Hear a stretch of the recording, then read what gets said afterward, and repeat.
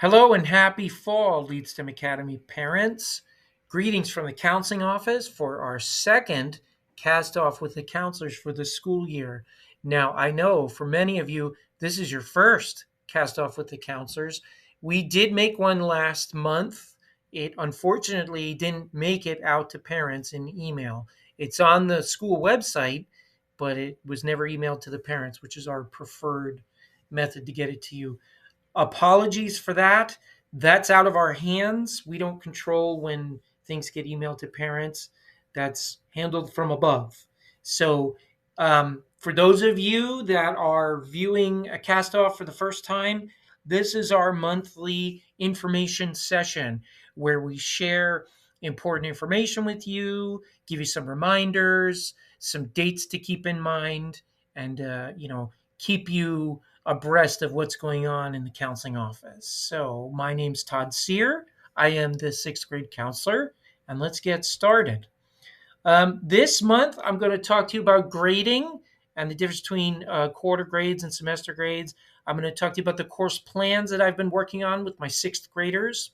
I'm going to explain to you how changing teachers is not really a thing at LEAD.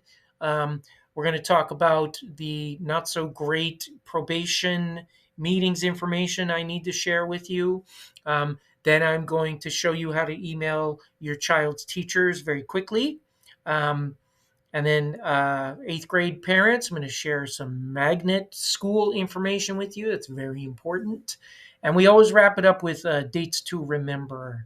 So let's get into it, starting with grading. So first quarter ended on October 6th. And so we are smack dab into quarter two.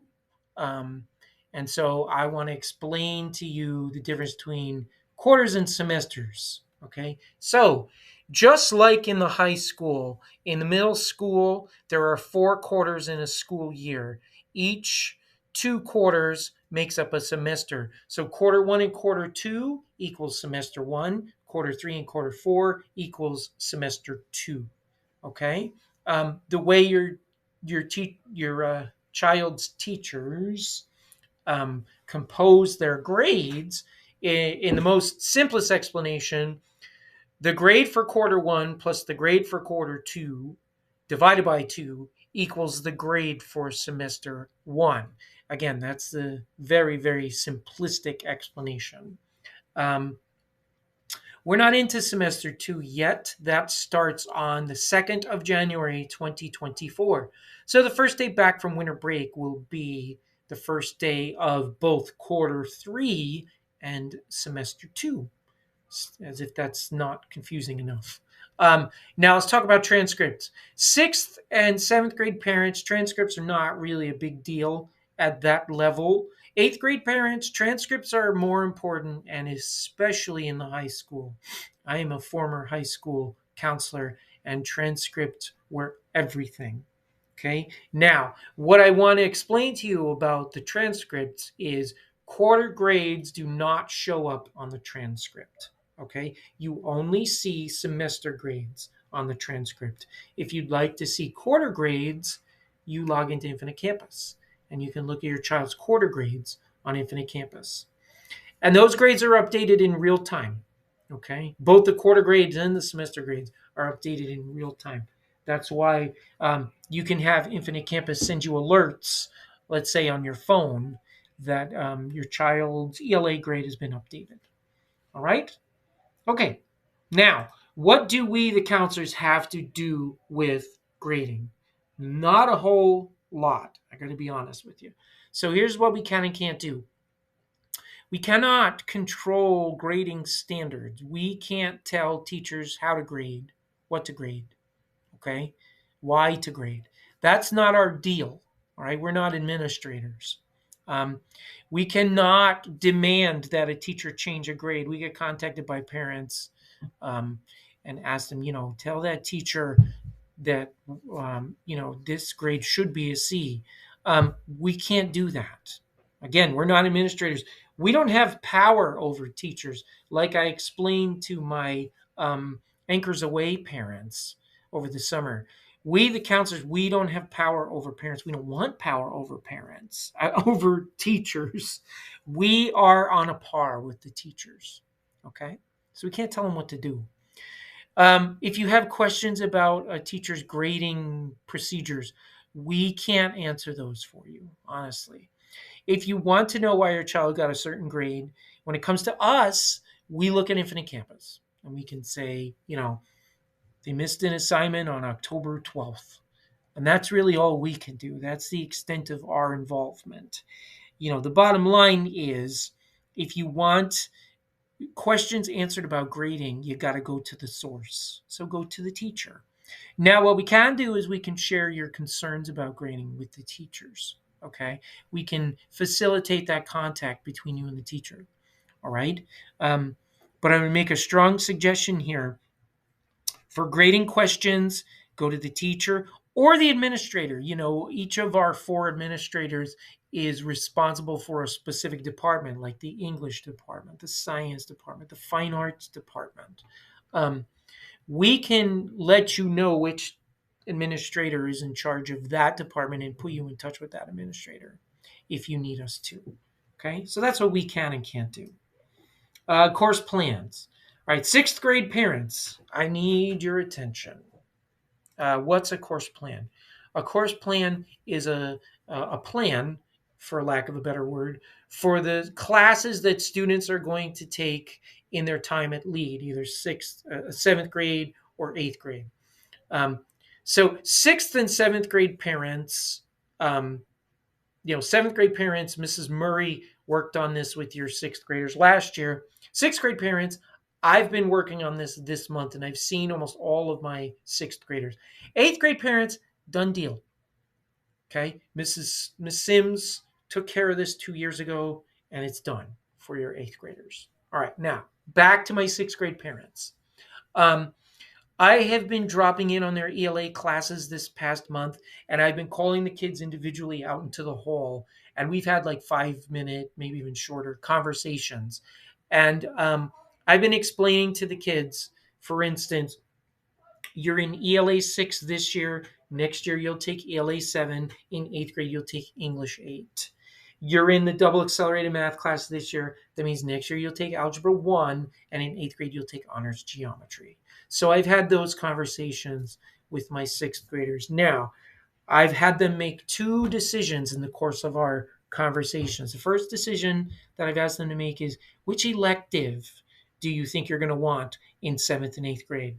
Now, full disclosure, my 6th graders, most of them don't know which electives are going to be available to them in 7th and 8th grade. I don't actually know the full list of electives that are going to be available, because there are teacher changes, there are department changes. So I don't want to say for sure that this class is going to be available next year, make that promise, and then break that promise. So I've been asking my students, based on what we know, what do you think you're going to want to take in 7th and 8th grade? And my 6th graders are going to have so many more options next year than they do this year. So for many of my students, it's a matter of either I want to continue what I'm taking now, like orchestra, band, choir, guitar, art, or I want to try something completely new. Now, I want to be 100% clear on this. Just because a student told me that they wanted this particular elective for 7th and 8th grade doesn't mean I'm going to put them in that elective. Okay, they're not locked into that elective, because honestly, for many of them, they didn't really know. So they just kind of said, "Oh, I guess I'll take band," and they can change their minds. It's fine. Okay, so that's the first decision I've had to make, is what elective do you think you're going to want in 7th and 8th grade? The second decision I've asked them to make is which magnet program do you want to join as a 7th and 8th grader? You will recall that 7th graders at LEAD are required to join one of our 3 magnet programs. We have 3 magnet programs, and they are architecture, construction, and technology, computer science and applications, and robotics, automation, and manufacturing. So all 7th graders are required to join one of those programs. full disclosure again, my sixth graders probably don't know a lot of information about those three programs. So for many of them, it was robotics sounds cool. Okay, I put them in robotics. Again, that does not mean that they have to take that robotics. They have to be in that robotics program next year. Okay, um, I have a form that I need to fill in that I'm going to show you in a minute. And, for the sake of that form, I need classes. So I've asked my sixth graders to pick the classes that they think they're going to take. And I put them in that form. And I've got to get this all done by December 15th. And 560 sixth graders. So I've had to have these conversations with, I have to have these conversations with 560 plus sixth graders. And I don't expect them to know right off the bat which elective they're going to take in seventh and eighth grade and which magnet program they're going to join. Some of them did, and that's fantastic, but many of them did not. So I said, pick what sounds cool. Now, in March, Mrs. Murray, it usually happens in March. In the spring, Mrs. Murray and I are going to send a Google form to our current sixth and seventh graders for them to choose their electives for next year. That's when I want the definitive answer. So by then, I'll know which electives are going to be available to my seventh graders. They'll have a better idea of what's available to them, and they'll have plenty of time between now and then to make an informed decision. So that's when I want them to decide for sure. Same with the magnet program. In March, I'll send out another Google form where they're going to choose the magnet program that they want to join. And I want that to be the definitive answer. Okay, so I've got this note at the bottom here. Plans are not set in stone and they can change.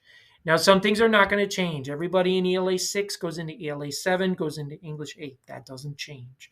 Everybody in Science 6 goes into Science 7, goes into Science 8. That doesn't change. What I'm talking about is electives, okay, in the magnet program. So if your kiddo told me, let's say last week, that they wanted to stay in the band, and then they have a change of heart, they don't have to email me. They don't have to visit my office to say, Mr. Sayre, I've changed my mind, because they have till March. And in March, they can tell me that they've changed their mind. For now, I just need to put something in the form. Okay? And same with the magnet program. If they told me last week that they wanted to be in computer science, but then they have a change of heart and they decide robotics sounds cooler, they don't have to let me know that until March when they fill out the form. And you don't need to email me and you don't need to call me and say my child's changed their mind. It's all good. Okay? So, what is your job as a parent? What is my job as a parent? We need to approve of our kiddos' academic plans. So, I'm going to show you what that looks like using my own Infinite Campus and my own child. So, follow me. Now, this is my Infinite Campus. This is on the computer. I can't demonstrate this for you on the phone, obviously, but the process is the same. So if I go to my daughter, she's a seventh grader at Cadwallader Middle School. Okay, if I go up to the three lines here and I go to academic plan, it's the same as course plan. She's in the middle school course of study, school year 2022 plus. That's the counselor thing. You don't have to worry about that. Just click next. Okay, here's my daughter's academic plan.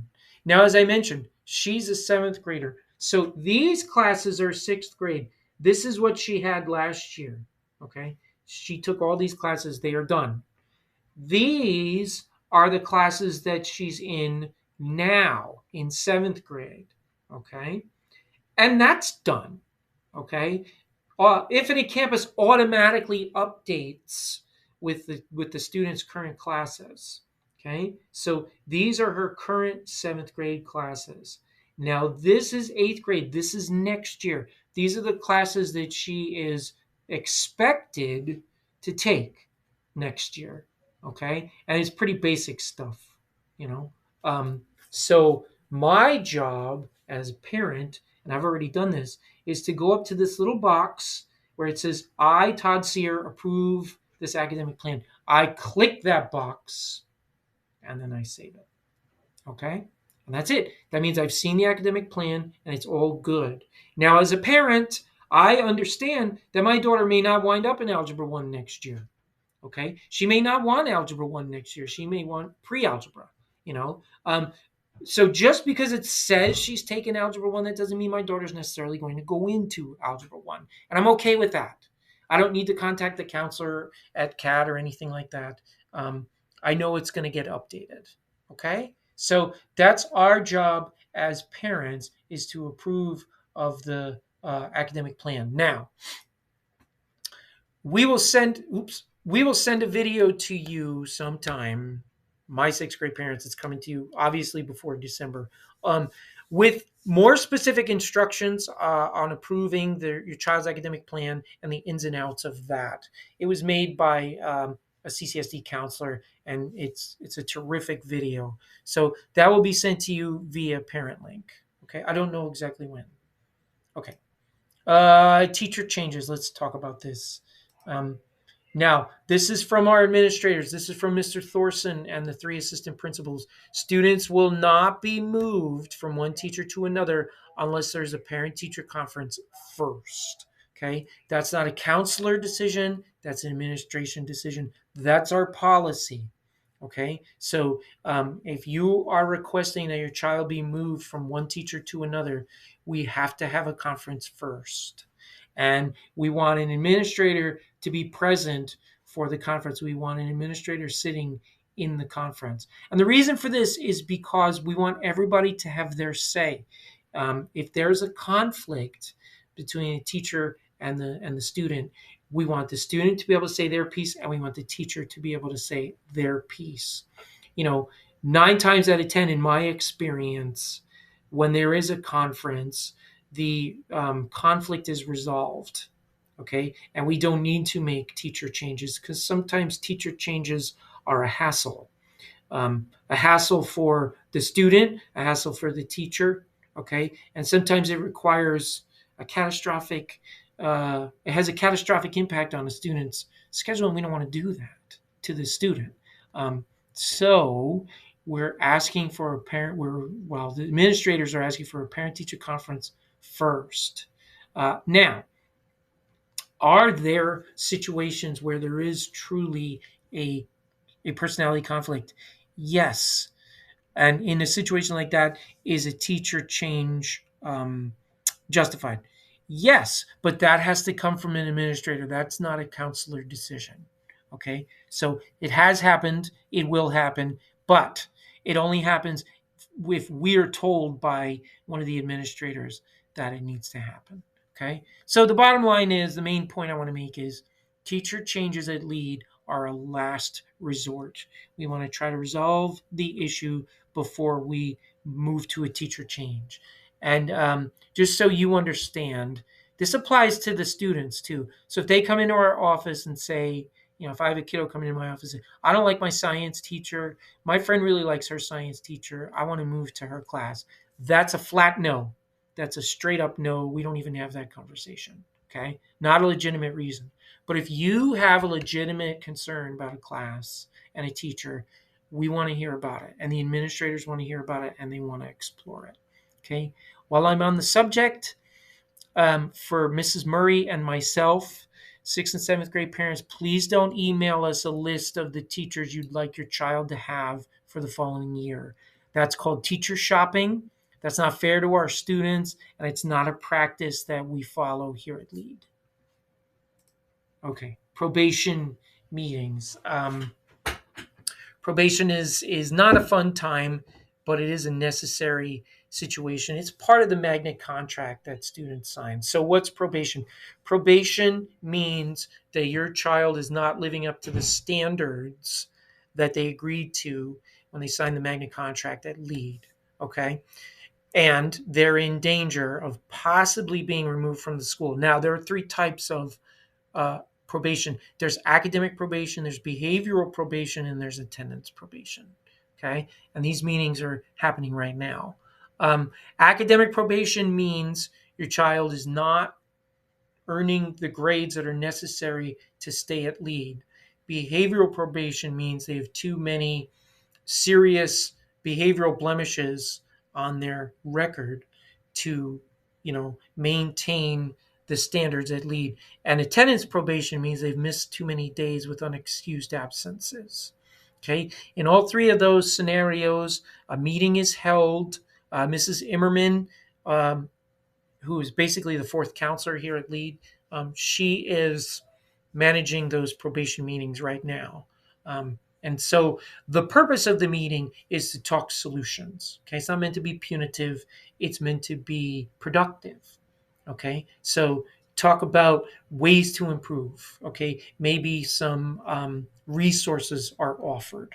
All right, now the bad news, well, okay, um, the scenario is if a student is placed on probation, they have a semester to improve. Okay. And if the improvement is made by the next semester, then we put it behind us. Okay. And we move on, and the student gets to stay. However, if there is no improvement by the next semester, that means that the student will not be invited back to Lead for the following year. So this only applies to our sixth and seventh graders. Um, Okay, so it's a really important meeting, and if you're invited to one, please attend. And like I said, the purpose is to talk improvement and to help. We don't want students to be removed from Lead. We want everybody to stay. We want everybody to be successful. But sometimes they need a warning, and that's the point of the probation meeting is to issue a warning. Okay. And again, I want to reiterate this is part of the magnet contract. Okay. So all students at Lead signed a magnet contract agreeing to these standards. All right. Okay. Now that the unpleasantness is out of the way, I'm going to show you a shortcut. I'm going to explain to you a shortcut for emailing your child's teachers. So you can find your child's teachers' email addresses on their Canvas pages. Okay, they are prominently displayed, usually on the front page. But there's an easier way to do it. There's a quicker way to do it. I can't demonstrate it for you because that's a breach of privacy, but I'll take you through the steps. So you get on Infinite Campus, okay, and you go to your child's schedule, all right. And when you go to your child's schedule, you'll notice that the teacher names are blue. Now, this is whether you're using the phone app or you're on a computer. The teachers' names are blue, which means there's a link. That's a link. And if you click on that link, it'll take you to a page for that particular class. Oh, I'm sorry. Let me go back. You click on the title of the class, not the teacher's name. Not yet. You click on the title of the class, which is also blue. So, Math 6 or beginning guitar, whatever the case may be. Click on that, and then it'll take you to a page with information about the class. And you'll notice off to the right, there's the teacher's email address in blue. Again, I can't demonstrate it, unfortunately. If you click on that blue link, your system will automatically produce an email with the teacher's address already in it. Okay? So, yes, you can cut and paste if you prefer, but why bother? Might as well just click on the link and get an automatic email, written up. So that is the most direct and the fastest way to send an email to your child's teachers. Okay. All right, eighth grade parents, I need your attention. We're going to talk magnet applications. So, magnet application season is in full swing. The magnet applications are open. All right. And here is the website, magnet.ccsd.net. Okay. Please remember that you, parents, need an account. Okay. Now, it should be the same account that you used when you applied for your child to come to Lead. Right. So if you can remember that username and password, you're good to go. That works. Okay. Now, the process is, and we're talking high schools here. Okay. Well, I mean, it applies to all of them, but I'm focused right now on the eighth grade parents. Um, your child can apply to 3 different programs. Okay. 3 programs. So they can apply to 3 programs at the same school. They can apply to 2 programs at one school and 1 program at another school. They can apply to 3 different programs at 3 completely different schools. Okay. So the point is, students are applying for a program, not necessarily a school. Okay. And they are going to number their preferences just like they did when they applied to lead, or when you did when they applied to lead. There's a first choice, second choice, third choice. Okay. This year's due date for magnet applications is January 9th. Well, it's not this year. Technically, it's next year. January 9th, 2024. Okay.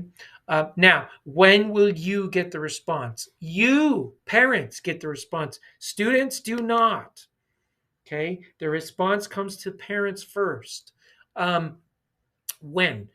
Well, historically, it's been the month of February, but if you go to the website, you'll notice that they don't have a definitive date.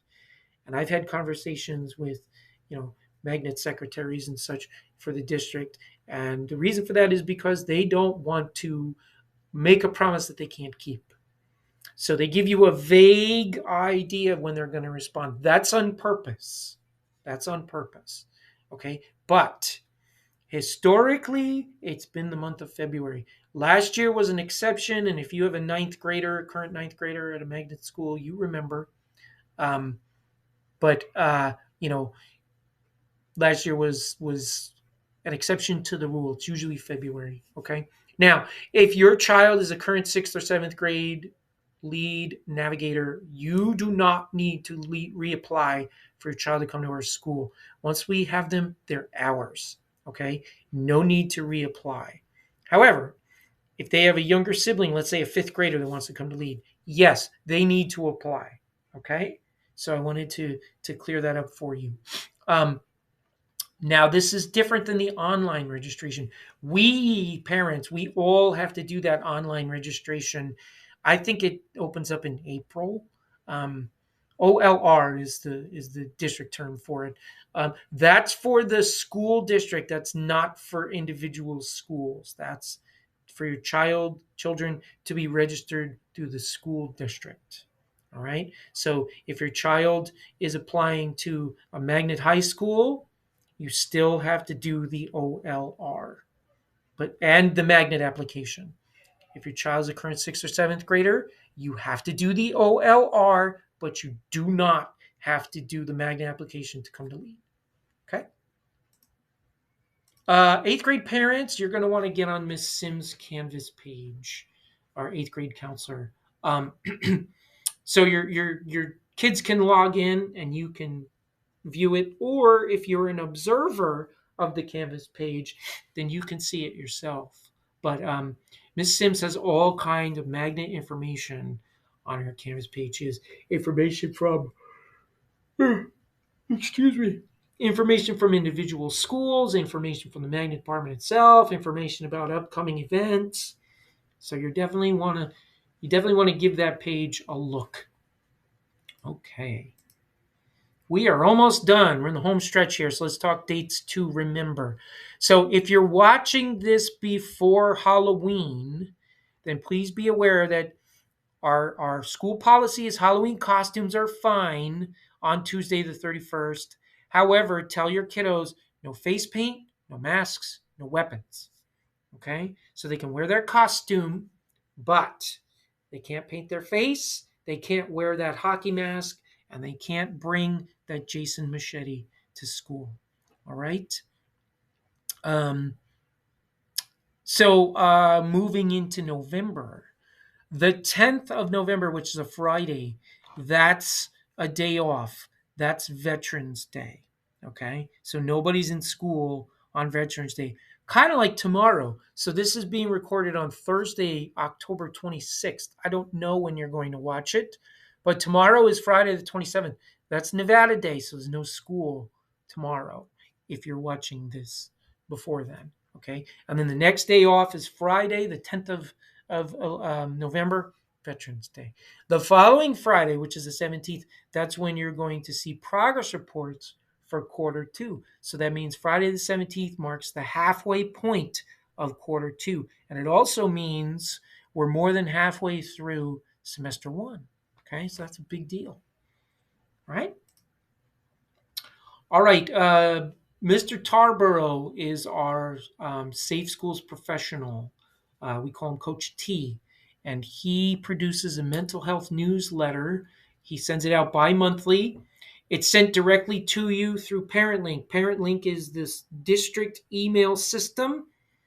It is most likely the way that you have received this particular slideshow. That should have come to you through ParentLink. Anyway, that's how Coach T gets his newsletter out to you. What is it about? It addresses the mental health issues that our navigators are struggling with. What does a Safe Schools professional do? Well, he's basically our social worker. And he is in tune to the personal struggles that our navigators are facing. And he has conversations with them about that. He is an amazing resource and just a really cool guy. Our kids love him. So look for his mental health newsletter. All right. So thank you very much for watching this presentation.